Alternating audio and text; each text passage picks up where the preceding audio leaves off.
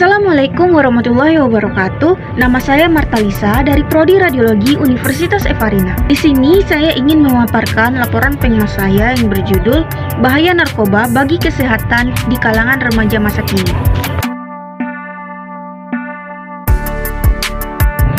Narkoba adalah singkatan dari narkotika, psikotropika, dan bahan adiktif berbahaya lainnya.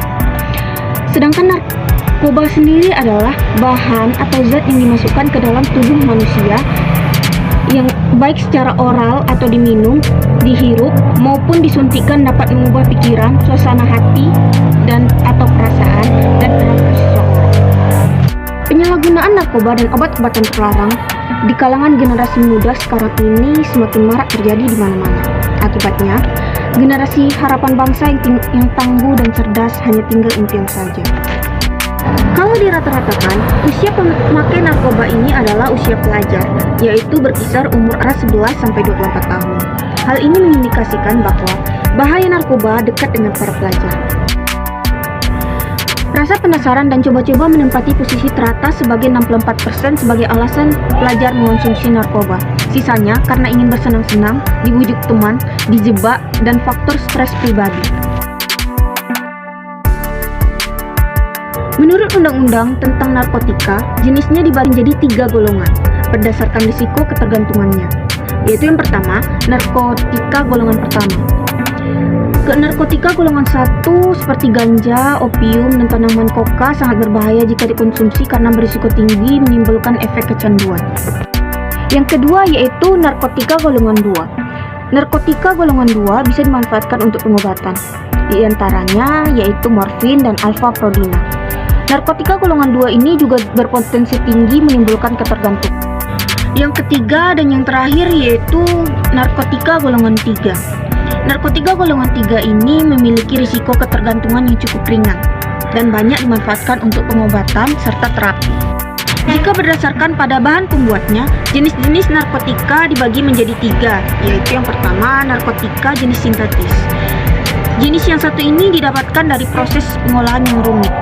Contohnya yaitu narkotika yang bersifat sintetis adalah seperti amfetamin dan metadon. Yang kedua yaitu narkotika jenis semi-sintetis. Narkotika jenis ini didapatkan dari pengolahan menggunakan bahan utama berupa narkotika alami yang kemudian diisolasi dengan cara diekstraksi atau memakai proses lainnya. Contoh dari narkotika jenis semi-sintetis ini adalah morfin dan heroin. Yang ketiga dan yang terakhir yaitu narkotika jenis alami.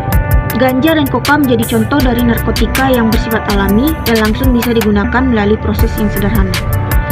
Karena kandungannya yang masih kuat, zat ini tidak diperbolehkan untuk dijadikan obat. Efek narkoba terbagi menjadi 3, yaitu pertama stimulan, yang kedua depresan, dan yang ketiga yaitu halusinogen. Efek stimulan dapat merangsang sistem saraf pusat. Efek dari stimulan ini seperti timbulnya paranoid dan mudah panik, malnutrisi atau kurang gizi, mudah terkena infeksi, rusaknya sel-sel otak, rusaknya pembuluh darah, gagal ginjal, dan kegagalan denyut jantung. Jenis narkoba yang menimbulkan efek depresan seperti ganja, heroin, dan ekstasi.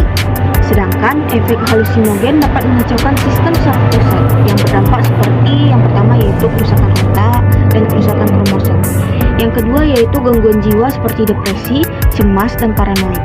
Yang ketiga yaitu overdosis, koma, sampai meninggal. Sedangkan alasan umum pelajar menyalahgunakan narkoba yaitu rasa ingin tahu, protes terhadap orang tua, setia kawan, menuntut keadilan, dan perilaku labil.